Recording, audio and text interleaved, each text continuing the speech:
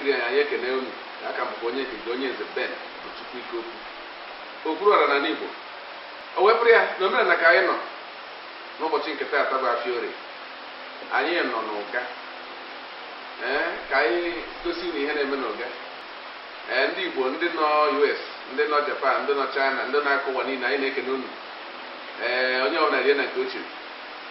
o wepụrụ ya anyị nọ n'ụka nke dị na Agụata Local Government Anambra State obodo Nigeria wee na-ewetara gị omenala n'ụbọchị nke taa ị ga-afụ odogwu nwoke ekenekwe m unu mgbe kirie na ihe ndị a anyị batara unu ga-afụnye onwe odogwu